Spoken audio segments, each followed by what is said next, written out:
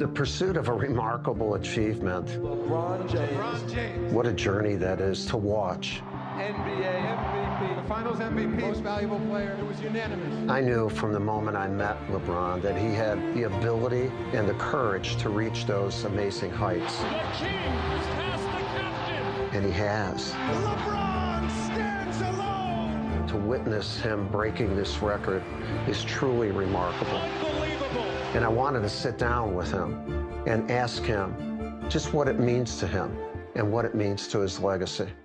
How are you? Hey, what's up, man? How are you, buddy? One of my favorites. Good seeing you. Yes, sir. Always good seeing you. You know, look, you walking up, before we get to a bunch of stuff, you look unbelievable. I appreciate it. No, I mean, how much, you're like 15? Yeah, I leaned out, you know, just trying to, you know, with all the miles that I've accomplished and over the seasons and years and playing and stuff, just trying to figure out how I can keep my body going. Yeah, you know, look terrific. And keep being great, so. Yeah. LeBron James era is underway. The king of Akron is now the king of Cleveland basketball. The youngest player to reach 5,000. 10,000. 25,001. 30,000 points. 35,000 points. And there it is!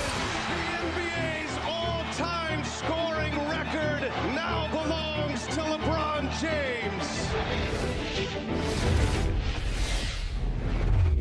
Most points in the history of the game. And I know what a historian you are. About what does that mean? It's so crazy, Coach, because, I mean, obviously I played, you know, for you a couple of times in our Olympic runs, and I never, like, sought out to accomplish I know that. Like, I've always, ever since I was a kid, and my Little League coaches always talked about the beauty of the pass and the beauty of everybody feeling in a good rhythm and everybody feeling like they're important to the win. Yeah. I've always knew that I had a God-given ability, but I wanted to use that for my teammates. For me to sit here as the all-time leader in points scored, it's like, it's mind-boggling because I never saw Well, look, it hasn't been broken since Jabar. Right. The new king of scoring has ascended his throne. This man has accomplished something that I don't think will ever happen again. You've been great for 2 decades. And so how did the definition of great change along the way for you? I think, Coach, and obviously you know this as well, I think for me, paying respect to the history of the game. Yeah, you've always done that. And when I first knew that I wanted to play the game of basketball, I would go to the local library. I would always read about the likes of, like, you know, Jerry West and Oscar Robertson, and some of the greats, Kareem Abdul-Jabbar, Wilt Chamberlain, Tiny Archibald, Larry Bird, and all those guys, and Magic Johnson. I would read about the history of the game, and I knew right then and there that in order for those guys to be great, there had to be somebody before them that inspired them. Right. You know, so I looked for someone in the sports world, you know, being an underprivileged kid in the inner city of Akron, Ohio, for inspiration. So I looked for a couple people, and one was Michael Jordan. Oh, what a move by Jordan!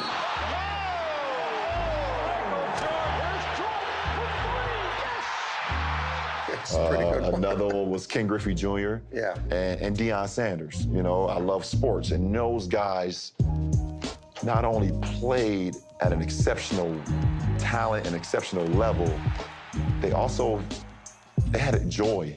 You know, so I just always said if I had any opportunity to be able to play this game, I have to commit to it 1,000%. That's the key word. 1,000.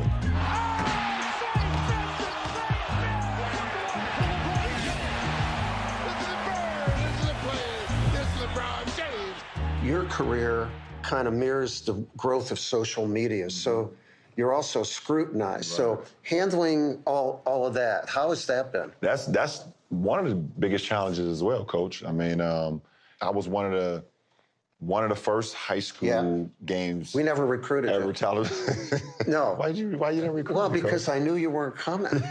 Well, you're a smart man. I knew you weren't coming. I'm an honorary Dookie. I'm an honorary Duke. Anytime.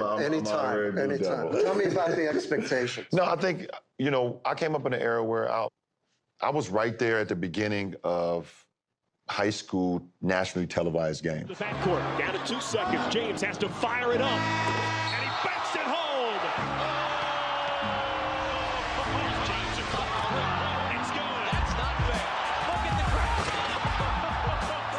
crowd. My senior year, you know, I was on ESPN and playing the #1 team in the country, and I was like, oh, this landscape is going to change. And I have to be ready for it, you know. Also, you know, my junior and senior year, I barely played in our high school arena. Our high school moved our games to the University of Akron. And a right-handed finger roll finish by LeBron. So then I started to think, as a 16, 17-year-old, I was like, oh, this is a business as well.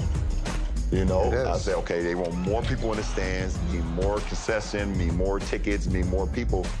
Oh, it's a business. So I was at the start of like the social media part and at the start of the business, and I'm learning at 17 years old.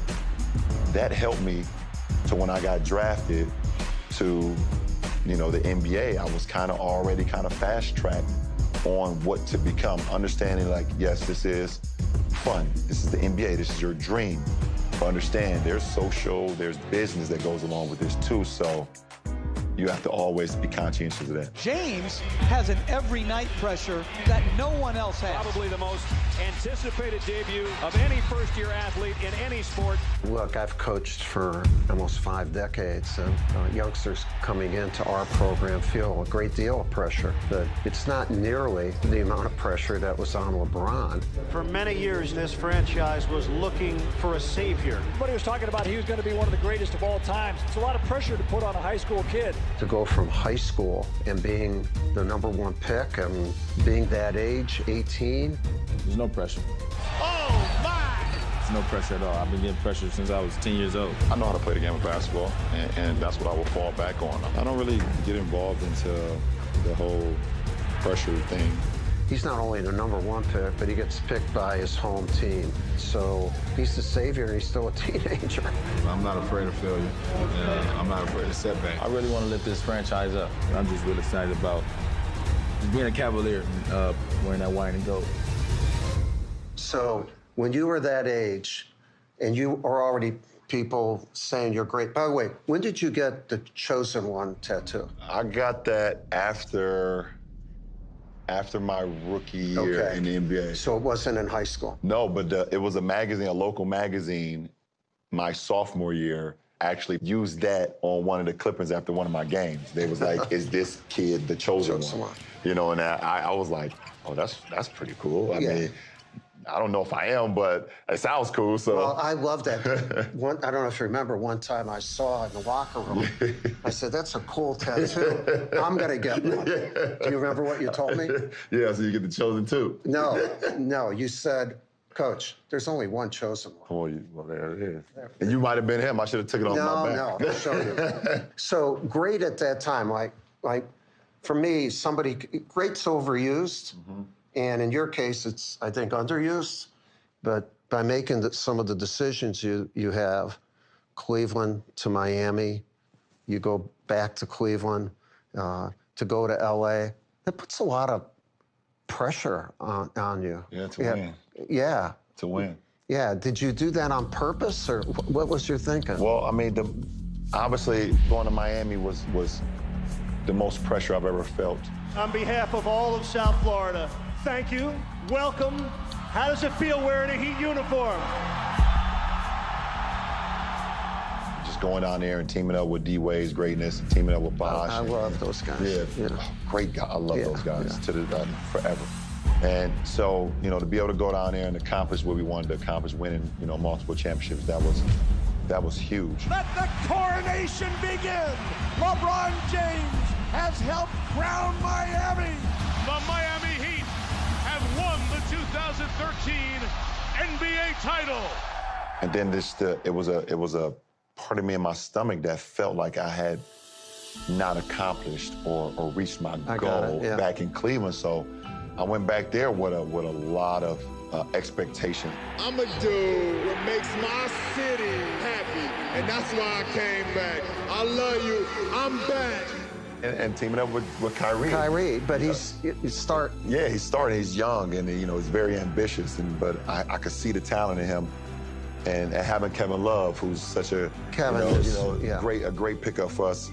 It did become a lot of pressure of trying to end a 52-year drought of not winning a championship, and being able to accomplish that. That was the hardest one. It had to be so emotional. That was the hardest one. The drought is over. The curse destroyed. Cleveland, this is for you. Being able to come back from 3-1 versus that juggernaut of a team in Golden State with the great Steph and Clay and Draymond and all those guys, and then go to LA to add more pressure to myself of just the legacy of the Lakers in general. It's been a long 10 years, but once more, the Los Angeles Lakers are NBA champions.